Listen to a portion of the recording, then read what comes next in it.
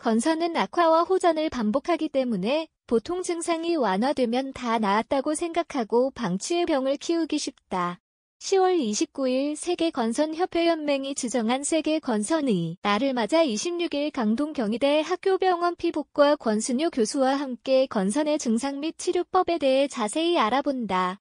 건선은 피부 건조증과 다른 면역학적 만성질환. 건선은 흔히 피부가 건조해서 생기는 단순 피부질환으로 치부하는 경향이 많다. 하지만 건선은 다유전자성 면역학적 만성질환이다.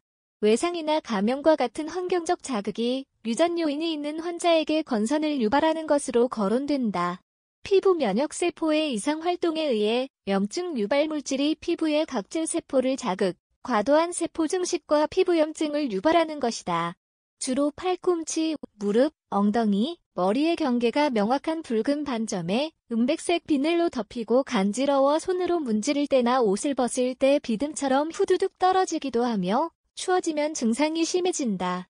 대사증후군 및 건선관절염 등 합병증 주의 필요. 초기 건선은 발진 위에 피부 각질이 새하얗게 덮이고 더 진행되면 발진이 생긴 피부가 두꺼워지고 발진들이 합쳐지면서 병변이 커진다. 건선 증상은 삶의 질뿐 아니라 동반 질환을 유발하기도 한다. 건선이 심할수록 심혈관계 질환, 고혈압, 비만, 당뇨병과 같은 대사증후군이 증가하는 것으로 알려져 전신질환으로 인식되고 있다. 또 건선 환자들은 우울증을 앓거나 건선관절염과 같은 질환을 동반할 수 있다. 건선 환자들은 알코올 섭취와 흡연율도 높아지는 것으로 알려져 있다. 건선 환자의 10에서 30% 건선관절염 동반. 건선관절염은 인대, 척추 및 말초관절을 침범하는 염증관절염으로 건선 환자의 10에서 30%에서 관찰된다. 부종과 통증, 결림을 유발하며 한번 발병하면 관절 손상이 진행되기 때문에 조기에 발견, 치료해야 한다. 발생 부위는 척추뿐 아니라 손발가락, 말초관절 등 다양하다. 심하면 관절 변형 등이 발생하고 운동장애를 초래할 수 있다. 주요 원인은 건선 발생에 따른 염증으로 치료를 위해서는 염증을 줄이고 통제해야 한다. 건선 자체도 삶의 질을 낮추지만 동반 질환인 건선관절염도 깊은 주의가 필요한 질환이다. 건선관절염 증상이 약하면 비스테로이드성 항염증제로 치료할 수 있다. 하지만 증상이 심하면 관절에 손상을 입힐 수 있기 때문에 면역 억제제, 생물학제제 등을 사용할 수 있다. 완전한 재발 방지 어려워 지속적인 관리 필요. 건선은 면역학적 질환이기 때문에 재발을 완전히 방지할 수는 없다. 다만 지속적인 관리를 통해 건선 병변 자체를 없애고 이를 오래 유지하는 데 치료 목적이 있다.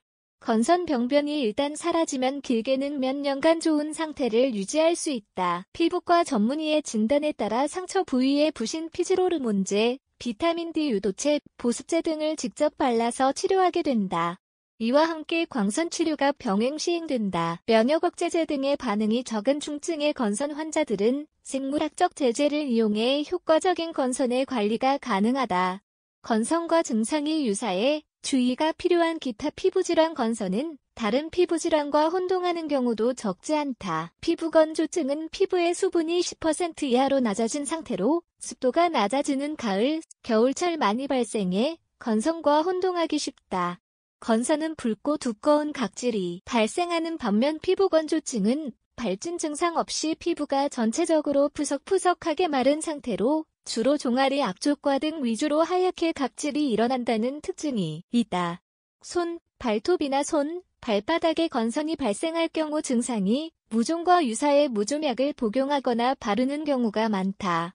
무작정 무좀약을 사용하기보다 피부과의 정확한 진단을 받아보는 것이 좋다. 이 밖에 건선과 혼동하기 쉬운 질환으로는 습진이 있다. 피부 각질은 건선이 더 두껍게 나타나고 습진은 진물이 동반될 수 있다는 차이가 있다. 모두 흔하게 발생하는 질환이 다른 치료법으로 관리해야 하기 때문에 조직 검사를 진행하기도 한다.